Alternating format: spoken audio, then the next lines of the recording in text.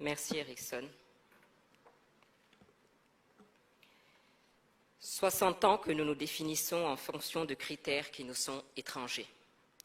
Régime pluraliste, régime de parti unique, régime libéral, régime communiste, régime socialiste, mais où est le régime adapté aux pays africains dans tout cela?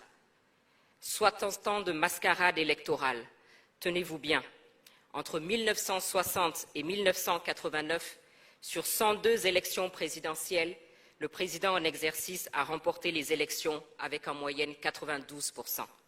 Les partis du pouvoir ont obtenu en moyenne 83% des voix. Et dans 29 pays sur 47 en Afrique, les partis d'opposition n'ont jamais été représentés. Et nous parlons de démocratie. Plus de 60 ans d'instabilité. Sur 486 coups d'État tentés depuis 1950 dans le monde, 214 dont 106 réussis ont eu lieu en Afrique, soit un coup d'État par an dans au moins 2 États africains. Plus de 30 ans que nous copions le système de démocratie à l'occidental, 30 ans de résultats électoraux douteux, de crise post-électorale, de gouvernance inefficace. 30 ans de dépenses exorbitantes dans un océan de misère où le minimum n'est pas assuré. 125 milliards de dollars ont été dépensés entre 2000 et 2018 en Afrique subsaharienne pour organiser des élections. Combien d'hôpitaux, combien d'écoles, combien d'infrastructures aurait-on pu construire avec cela? 30 ans d'exercice de pouvoir par des dirigeants plus préoccupés par leur propre survie que par le bien-être de leur peuple. Des dirigeants illégitimes aux yeux des citoyens et cherchant plutôt à maintenir des systèmes autocratiques. Plus de 60 ans de désillusion, de perte de confiance, de mauvaise gouvernance et de stagnation économique.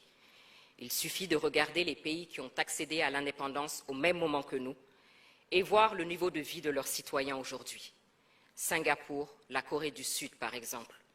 Il suffit de regarder le niveau de vie de certains pays auxquels il n'est pas systématiquement rappelé l'importance de la démocratie.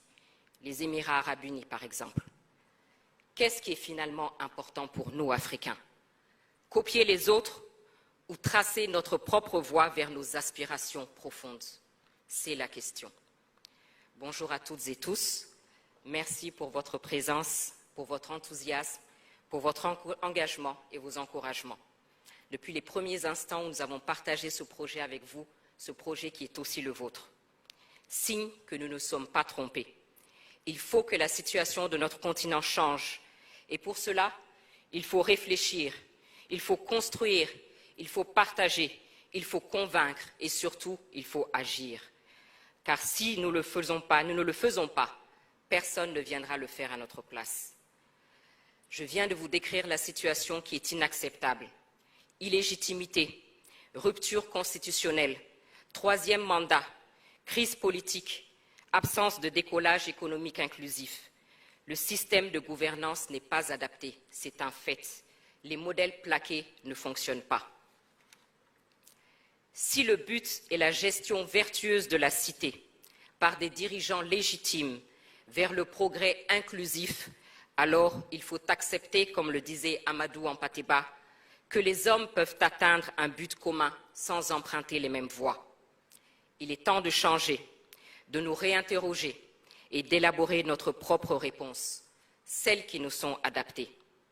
Surtout que nous avons un riche passé, ne serait-ce que l'organisation de nos empires et royaumes. Et n'oublions pas de rappeler à ceux qui sont prompts à la dénonciation à géométrie variable de la question des droits de l'homme que nous, Africains, avons été les premiers à proclamer les droits de l'homme et du citoyen dans la Charte du Mandé de 1236. Dans la Commission Gouvernance et Institutions, nous avons travaillé sur plusieurs thèmes que nous avons déclinés en faits. Nous versons au débat nos pistes de réflexion pour être complétés, pour être enrichis, adaptés, car nous sommes conscients que l'Afrique est plurielle. Parce qu'une chose est sûre, il faut changer et il faut bien commencer quelque part.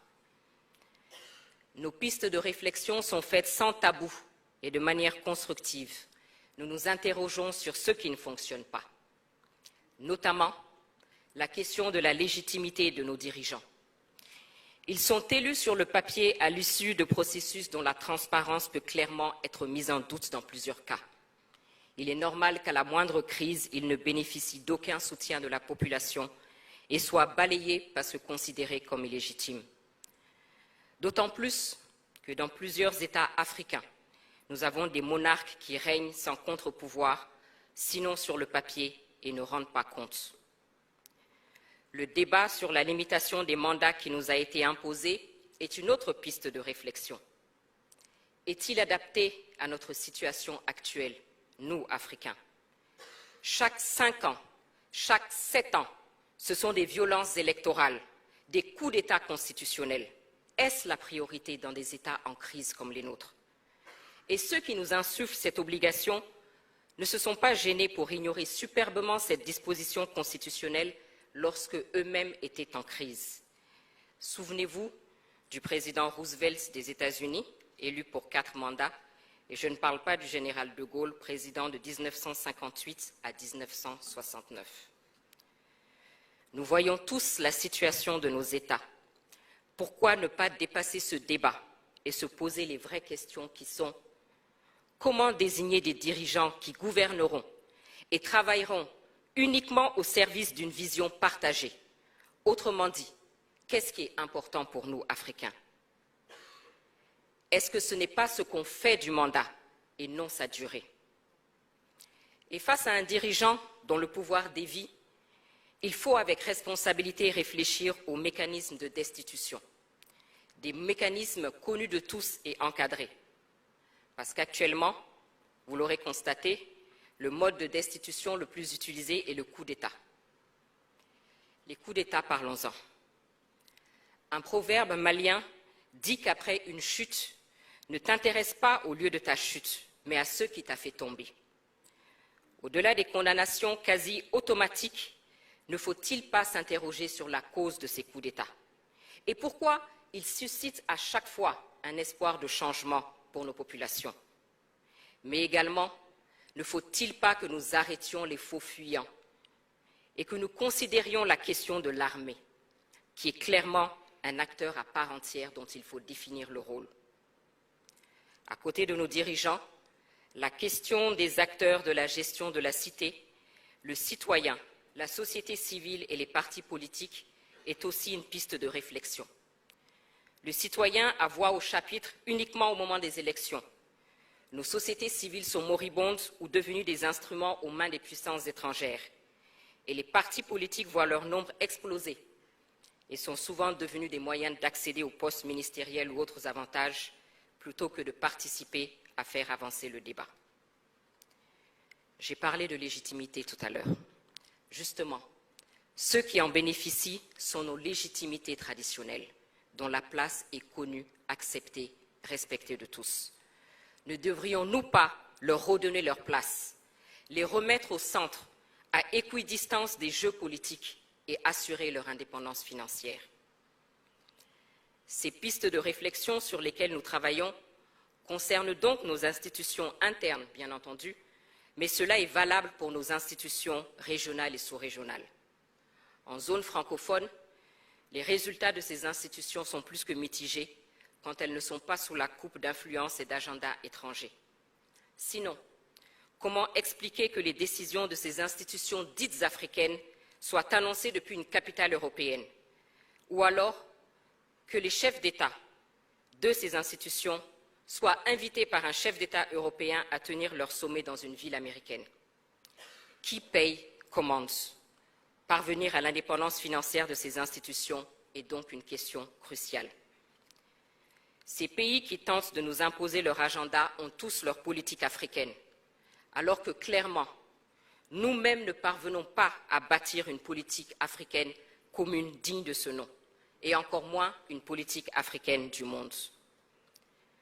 Le dénominateur commun à toutes ces pistes que je viens d'évoquer est la prise de conscience et le sens de la responsabilité.